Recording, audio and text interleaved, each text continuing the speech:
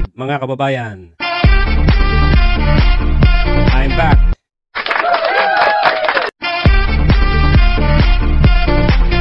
At sa tingin ko, umpisahan ulit natin ang ating programa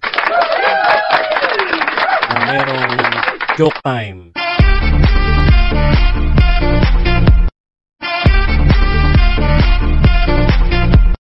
But first of all, for those who have not yet subscribed to my channel, please do subscribe. And please hit the notification bell as well. And also the bell button. And you may also want to share this video later on to your family and friends. So, first joke for the day. The brain of a Filipino politician has two sides. The left has nothing right in it, and the right has nothing left in it.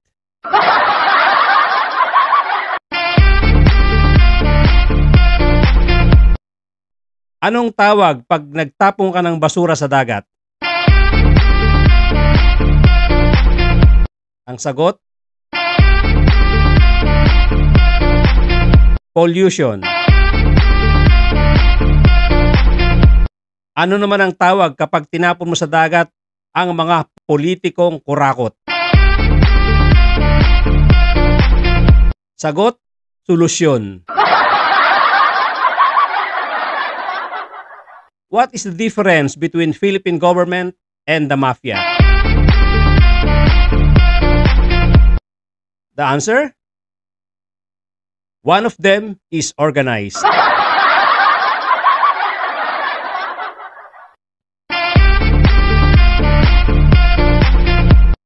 Isang hold-upper. May hino-hold up siyang mama. Akin na ang pera mo. Sabi ng lalaki naman.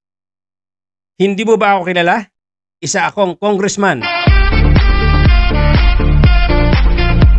Sabi naman ng hold-upper, kung ganon, akin na ang pera namin.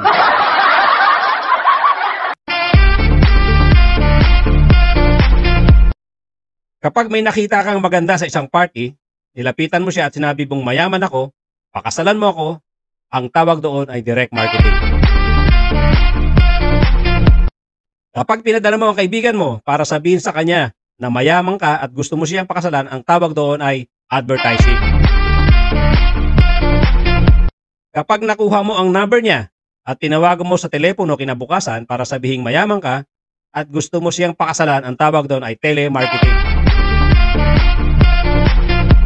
And finally, pag sinabi ng isang lalaki sa isang babae na mayaman ako, pakasalan mo ako at sinampal siya ng babae, ang tawag doon ay customer's feedback.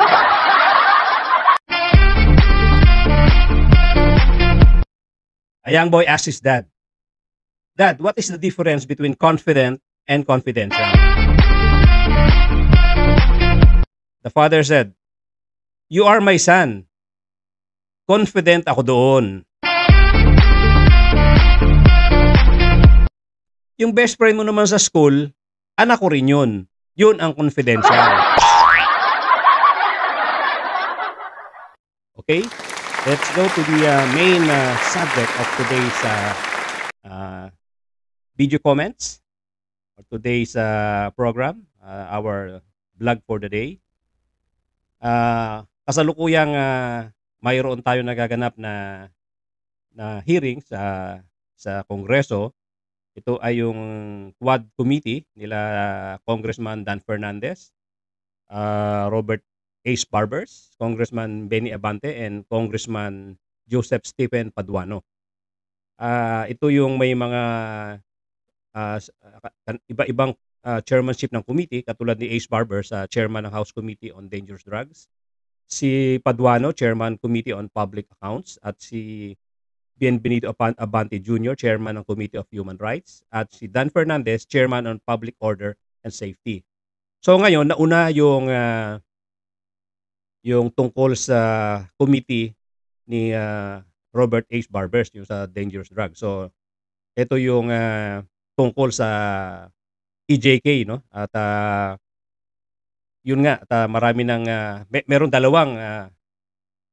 dalawang resource person, in the name of, Leopoldo Tata Tan at, ang isa naman ay si Fernando Magdadaro. Ito'y, kasalukuyang nagse-serve, ng kanilang sentence sa Davao Prison and, Penal Farm. At, lumalabas sa kanilang mga testimony initially, eh, sila ang, tinap ng, isang, grupo para pumatay sa tatlong Chinese na allegedly ay mga convicted na mga drug lords na nakakulong din sa Davao.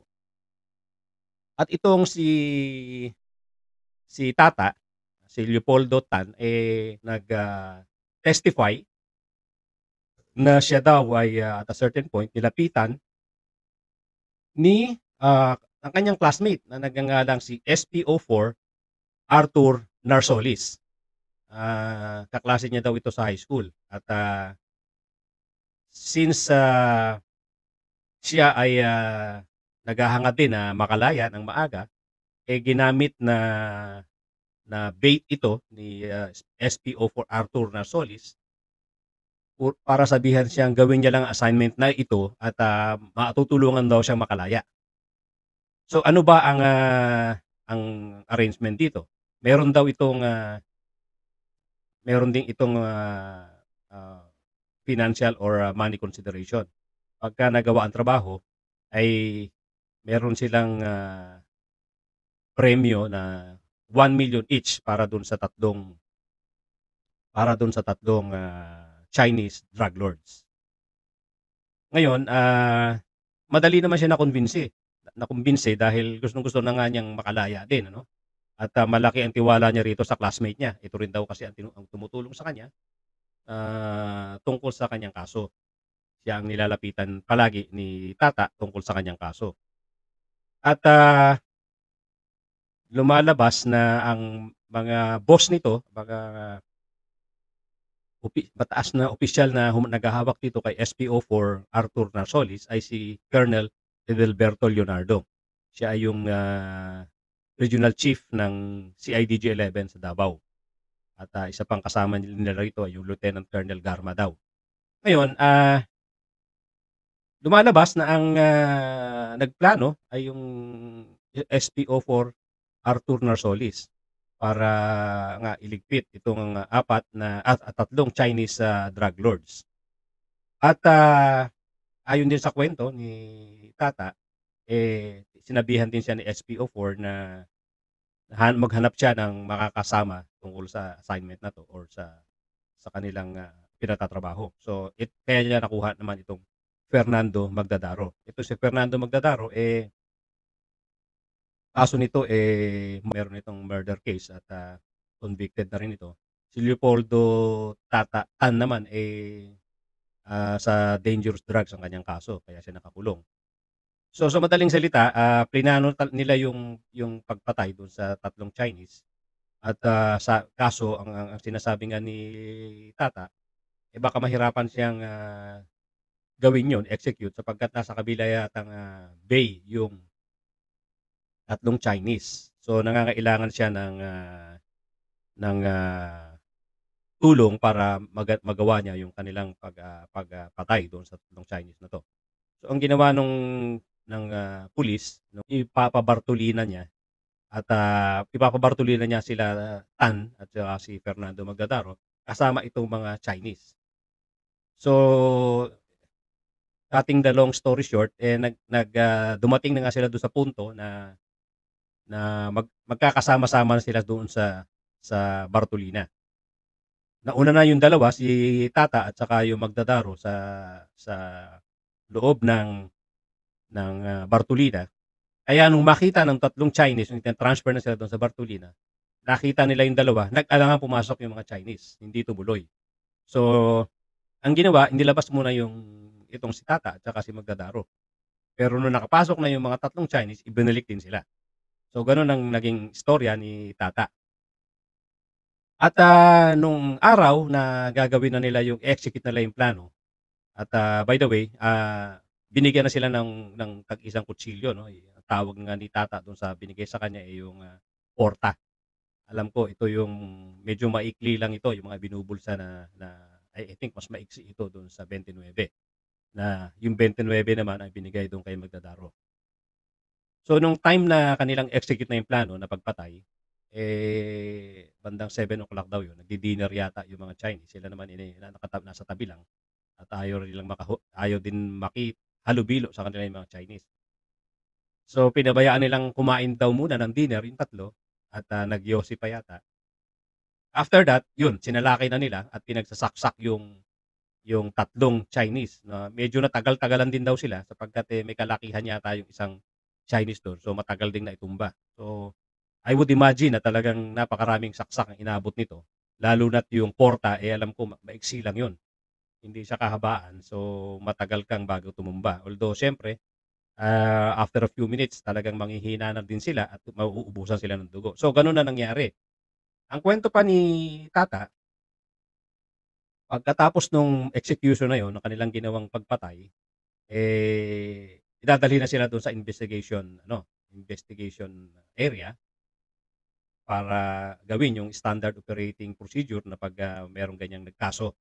So pinusasan sila at inilabas doon papunta na doon sa investigation area. At during that time na naglalakad na sila, may tumawag daw. Pagsagot, apparently, naka ano yata, tawag dito, naka microphone o naka speaker, dinig na dinig niya yung boses nung tumawag at kino-congratulate nga daw sila. Congratulations at nagawa na nga daw yung pagpatay doon sa mga Chinese. Pagkatapos noon ay sinabi pa na kaya lang madugo ang ginawa niyo yung parang dinuguan, parang something to that effect. Sinabihan kagad yung mga kasama niya, tumawag si President Duterte at nagko-congratulate at job well done daw tayo.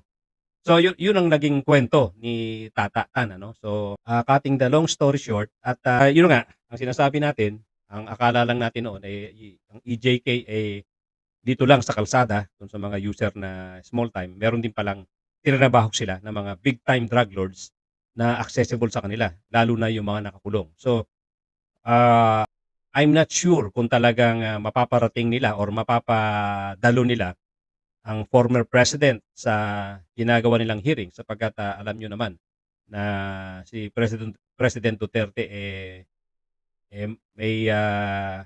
meron ding ibang pananaw at paninindigan tungkol sa pag-iimbita sa kanila sa mga investigasyon na ganito.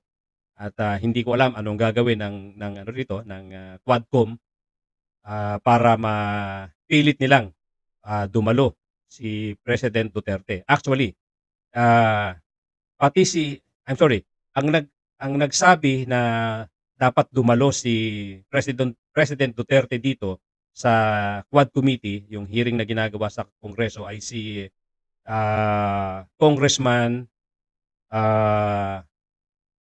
Johnny Pimentel. Ang nagsabi na dapat umattend dapat mag-testify o dapat humarap sa Kongreso si President Rodrigo Duterte. Itong si Congressman Johnny Pimentel ay congressman sa 2nd District of Surigao. At si Congressman Benny Abante, siya naman ang nagsabi na it's about time that si Senator Bato de la Rosa should attend this hearing also. Kasi siyempre, sila ay nasa top positions na maaring may nalalaman tungkol sa mga nangyayaring EJK noong nakaraang administration. So, yun, yung dalawa, si President Duterte at si former chief ng PNP na si Senator Bato de la Rosa ay iimbitahan na para dito sa hearing na ito. At hopefully pumunta sila at kung talaga namang meron silang magandang pangangatwiran, magandang dahilan para maipaliwanag kung ano talaga ang nangyari sa allegedly EJK, ay maipaliwanag nila ng maayos. Otherwise, nakahang ito at hindi rin alam ng mga taong bayan ano talaga ang behind dito. Pero marami ng perception na negative. Yun muna at hindi natin pakahabaan at babalik tayo for further information about this hearing na alam ko ay magtutuloy-tuloy sapagkat mahabang usapin ito dahil nga ang public naghahanap ng magandang kasagutan dahil sa napakaraming biktima ng supposedly extrajudicial killing during the time of the presidency of President Rodrigo Roa Duterte. At ganoon din si Senator Bato de la Rosa. So thank you so much mga kapatid, mga kababayan. Thank you for allowing me to be with you this afternoon and saan mang panig ng mundo kayo naroon, anong oras man sa inyo diyan sa inyong kinaroroonan. Thank you so much at don't forget to subscribe and please hit the notification bell as well and like button. And you may want to share this video. So, thank you so much and have a good day.